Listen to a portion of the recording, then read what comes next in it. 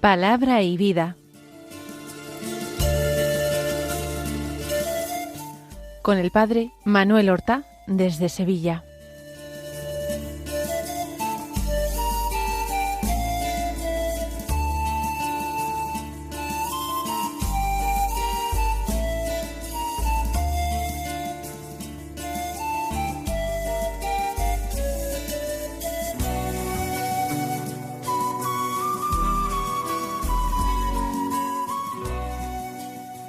En el nombre del Padre, y del Hijo, y del Espíritu Santo. Amén. Alabados sean Jesús y María. Muy buenos días, queridos amigos, oyentes de Radio María y seguidores del programa Palabra y Vida. Hoy es el miércoles de la 28ª semana del tiempo ordinario, pero este miércoles es 18 de octubre, y en él la Iglesia celebra la memoria de San Lucas, evangelista, el autor del tercer evangelio. No sabemos demasiado de la vida de San Lucas. Conocemos bien su obra, el Evangelio y los Hechos de los Apóstoles, pero poco de la personalidad de Lucas. Parece que procedía de una familia pagana y que se convirtió al cristianismo y se unió a Pablo y a Silas con motivo del segundo y el tercer viaje apostólico. De hecho, Pablo era un hombre enfermo y Lucas parece ser que era médico, de tal manera que una compañía que hubiera podido venir muy bien para Pablo le llama el médico amigo, y seguramente trató y cuidó a Pablo en más de una ocasión. El Evangelio de Lucas es un evangelio que pone de relieve la inmensa misericordia de Dios, la misericordia de Dios reflejada en Jesús de Nazaret, la inmensa bondad de Jesús, la bondad de su corazón, su amor por los pobres, por los pequeños, por los niños.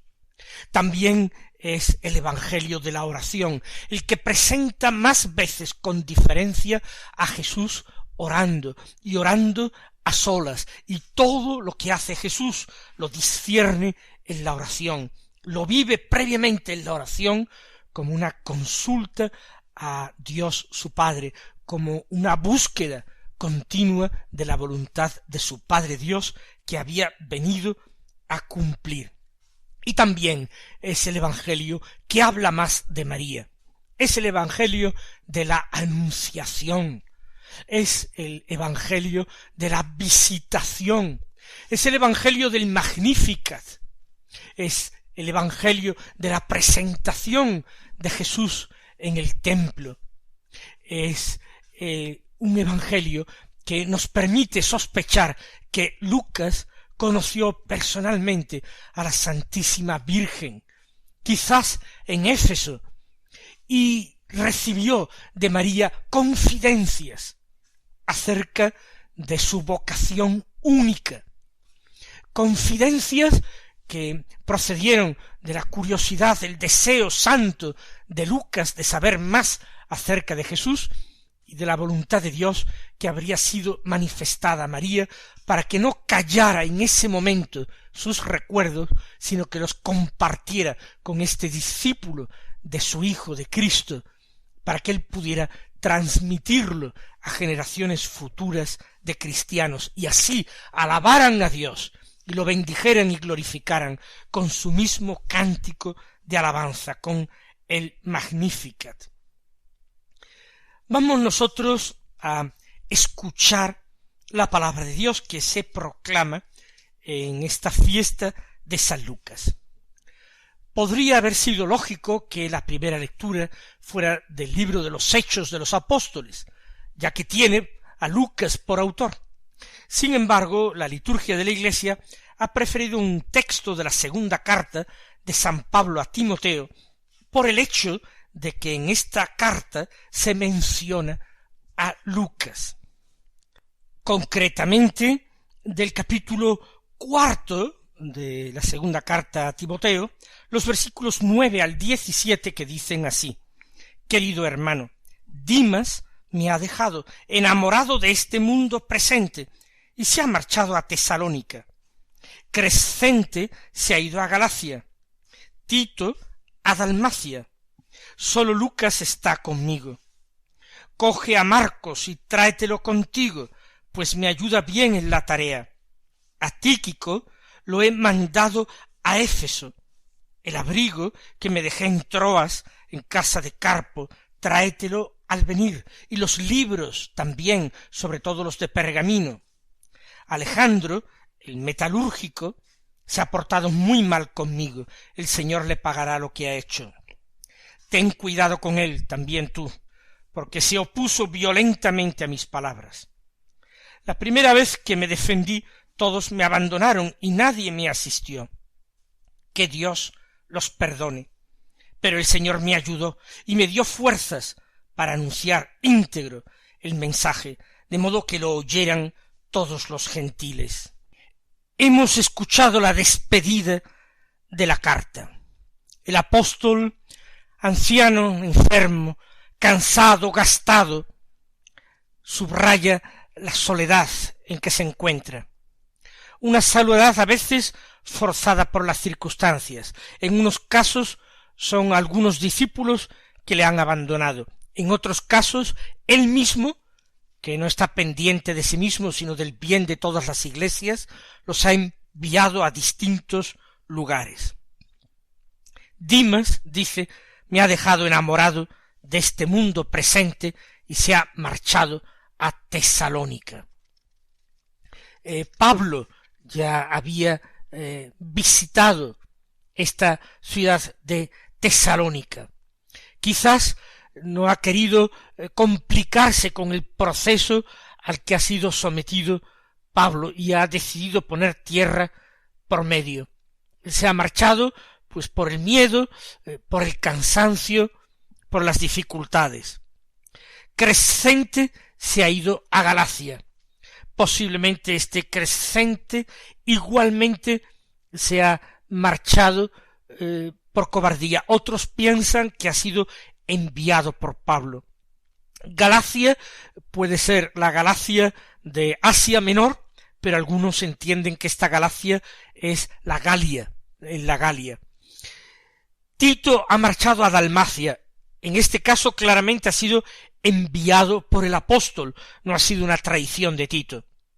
Solo Lucas está conmigo. Es el único discípulo que acompaña ahora a Pablo, lo conforta, lo cuida.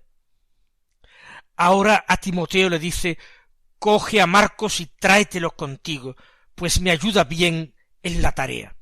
Y es consoladora esta afirmación, porque Marcos o Juan Marcos, el primo de Bernabé, es el personaje por culpa del cual Pablo y Bernabé habían separado sus caminos y habían emprendido un segundo viaje apostólico siguiendo distintas rutas. Porque en el primer viaje misionero, Bernabé y Pablo habían tenido como compañeros al primo de Bernabé, que es Juan Marcos, que no es otro que el evangelista Marcos. Pablo no había tolerado llevarlo en un segundo viaje misionero a quien le había fallado en el primero. Y Bernabé, que no quiso volverse atrás la idea, marchó con su primo Marcos en misión hacia Chipre y Pablo partió con Silas en otra dirección. Pues ahora, más al final de la vida del apóstol Pablo, se han reconciliado. Ahora dice que Marcos le es muy útil para la tarea, para el ministerio. No sabemos si le es muy útil como secretario, como amanuense para escribir. De hecho, Marcos ejercerá esa tarea con Pedro en Roma y será el secretario de Pedro, de tal manera que el Evangelio de Marcos es llamado también el Evangelio de Pedro. Ahora le dice a Timoteo: tráetelo contigo. A Tíquico, otro discípulo, dice: lo he mandado a Éfeso. y hace pequeños encargos. El abrigo que me dejé en Troas, en casa de Carpo, tráetelo al venir. El apóstol ya siente frío, y Timoteo, para venir donde Pablo, debe pasar por allí, por Troas. Tráetelo, lo dejé en casa de Carpo. Y también los libros que me dejé allí, sobre todo los de pergamino, los que están escritos en piel, en rollos de piel. Alejandro el metalúrgico, otro personaje, se ha portado muy mal conmigo. Quizás ha denunciado a Pablo, quizá ha agitado al pueblo en contra de Pablo.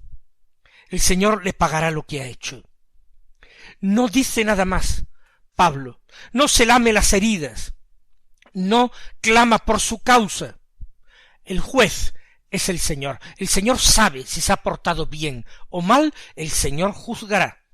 Él le pagará lo que haya hecho. Pero eso sí, prudencia humana, tú, Timoteo, ten cuidado con él, porque se opuso violentamente a mis palabras. Y seguramente podría hacer daño también a Timoteo, sabiendo que era el hijo muy querido de Pablo. Ten cuidado con él. La primera vez que me defendí, todos me abandonaron y nadie me asistió. Pablo sin abogado, Pablo en soledad, Pablo en la cárcel, todos me abandonaron. Que Dios los perdone. Había otros muchos cristianos en la comunidad de Jerusalén que quizás pudieron hacer algo más por él, pero prefirieron apartarse de Pablo para no buscar problemas. También entre las primeras cristiandades, las cristiandades de la época apostólica, hubo cobardías y debilidades, y los libros sagrados, las escrituras, son testigos muy válidos de estas cobardías, de estos abandonos. Que Dios los perdone. Pero el Señor me ayudó. En definitiva, Pablo no estaba solo. El Señor estaba siempre con él. Y el Señor me dio fuerzas para anunciar íntegro el mensaje, de modo que lo oyeran todos los gentiles. La prisión de Pablo, prolongada durante años, fue ocasión para que muchos gentiles escucharan la palabra. Desde 2 procuradores romanos, Festo, Félix, el rey Herodes Agripa, Berenice, y tantos otros soldados, centuriones, personajes de esa pequeña corte romana en Cesarea, en Roma después, cuántos gentiles, gracias a la petición de Pablo, tuvieron ocasión de hablar con Pablo, de escuchar a Pablo, y fue algo que Dios aprovechó para propagar el Evangelio hasta Roma y más allá. El Señor me dio fuerzas para anunciar íntegro el mensaje, de modo que lo oyeran todos los gentiles. Nosotros aprendemos de Pablo esa humanidad. Es un hombre que, aunque parece un poco cascarrabias, es un hombre en el fondo tierno, profundamente afectivo, que vibra ante la amistad, que necesita compañía, que no evangeliza solo, sino siempre con compañeros que van con él, que cuida de Timoteo desde que éste era un adolescente y se encariña tanto con él que le llama su hijo y lo reclama cuando está en prisión para que venga a verlo y que se traiga a Marcos, aquel otro que en una ocasión le falló, pero que ahora ya ha madurado más y le va a resultar útil. Pablo, que sabe evangelizar en equipo, en iglesia, en comunidad. Pablo, que no se dedica solo a quejarse del mal que le han hecho los hombres, sino que dice, todo esto lo aprovechó el Señor, que me dio fuerzas para anunciar íntegro su mensaje, y de esta manera lo oyeran muchos gentiles que de otra manera nunca hubieran escuchado el mensaje del Evangelio.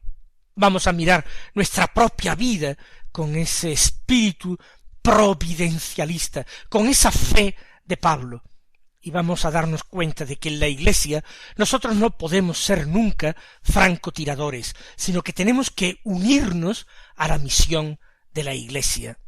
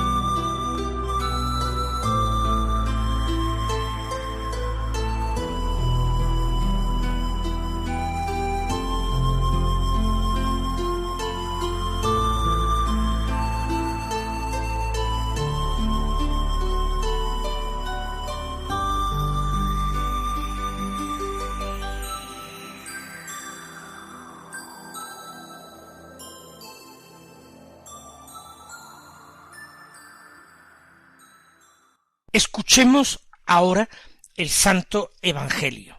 Evidentemente es Evangelio según San Lucas, pero atención, no hacemos esta lectura continuada que precisamente de San Lucas seguimos durante todas estas semanas. Estábamos ayer en el capítulo 11 de San Lucas, mientras que hoy se lee un texto del capítulo 10. Los versículos 1 al 9, que son el evangelio propio de esta fiesta, y dicen así: En aquel tiempo designó el Señor otros 72, y los mandó por delante de dos en dos a todos los pueblos y lugares a donde pensaba ir él. Y les decía: La mies es abundante y los obreros pocos. Rogad pues al dueño de la mies que mande obreros a su mies. Poneos en camino. Mirad que os mando como corderos en medio de lobos. No llevéis talega, ni alforja, ni sandalias, y no os detengáis a saludar a nadie por el camino. Cuando entréis en una casa, decid primero: paz a esta casa. Y si allí hay gente de paz, descansará sobre ellos vuestra paz. Si no, volverá a vosotros. Quedaos en la misma casa, comed y bebed lo que tengan, porque el obrero merece su salario. No andéis cambiando de casa. Si entráis en un pueblo y os reciben bien, comed lo que os pongan, curad a los enfermos que haya, y decid: está cerca de vosotros el reino de Dios. Pues Lucas nos acaba de contar el envío que hace Jesús en misión de 72 discípulos. Y el hecho de que sea este evangelista Lucas el único que nos hable de esta misión de los 72 ha llevado a algunos comentaristas, especialmente algunos comentaristas antiguos del Evangelio, a sospechar que Lucas fuera alguno de esos 72 discípulos enviados por Jesús. Que Lucas conociera personalmente como discípulo a Jesús y en su Evangelio diera un testimonio de primera mano. Lo dejo aquí haciendo constar que es opinión antigua que yo particularmente no comparto. Me parece mucho más verosímil que Lucas, que domina de una forma extraordinaria el griego, que escribe con elegancia, lo que demuestra una cultura superior, no es un judío de Palestina. Probablemente tampoco es judío de la diáspora, tampoco es judío que viva en el extranjero, probablemente es de origen gentil, de origen pagano. Pero el envío de dos en dos responde a este espíritu eclesial, fuertemente eclesial, que también está presente en la predicación de Pablo, como hemos visto. La misión es siempre algo de la comunidad cristiana. Es la comunidad cristiana la enviada por Cristo y la que tiene que ser testigo de Cristo. 72 discípulos, y además van todos de dos en dos, nunca en solitario, por su cuenta, como tampoco Pablo fue jamás en solitario por su cuenta, siempre acompañado por hermanos. Jesús envía a los discípulos en misión a los lugares a donde él pensaba ir. Jesús prepara su llegada con la llegada de los discípulos que dan testimonio de su maestro y anuncian la cercanía del reino. La misión del cristiano de todos los tiempos, también la nuestra, es, en primerísimo lugar, preparar el camino del Señor. El discípulo es también un precursor, no sólo como el Bautista, sino como los 72 discípulos, que fueron a los lugares a donde pensaba ir el Señor, a preparar los corazones, a disponerlos a acoger al Maestro. Hay toda una tarea que prepara el corazón de los hombres a acoger el Evangelio. El hecho de que el Evangelio sea acogido como semilla que cae en tierra buena y puede dar fruto, eso ya no es obra nuestra. Nosotros somos enviados a sembrar, pero sólo el Señor es el que da crecimiento. Aquí se sitúa la misión de los 72. Y el Señor da instrucciones precisas a los suyos. Instrucciones de ir en total pobreza y desinstalación, sin alforja, ni talega, ni sandalias, totalmente centrados en la misión, sin detenerse a saludar a gente por el camino, no distraerse con nada. Por otra parte, dejándose acoger por la gente, comiendo la comida que nos den, aceptando el alojamiento que nos ofrezcan, esto sin escrúpulos. El obrero merece su salario, dice el Señor. Pero lo que sea ofrecido, sin cambiar de casas, por capricho o por deseo de mejor habitación, de mejor alojamiento. Ellos, los discípulos, van a dar algo precioso, van a sembrar la semilla del Evangelio, van a preparar la venida del Señor. Ellos deben desear la paz, porque sólo en los hogares y en los corazones donde habita la paz, allí puede entrar el Señor y quedarse. Y no sólo deben desear y traer la paz a esas casas, sino también anunciar: está cerca de vosotros el reino de Dios. Mis queridos hermanos, vamos a dar gracias al Señor por estas precisas instrucciones con las que Él también nos enseña a nosotros cómo actuar, cómo anunciar el Evangelio, qué es lo que debemos decir a los hombres, qué debemos esperar. El Señor os bendiga y hasta mañana, si Dios quiere.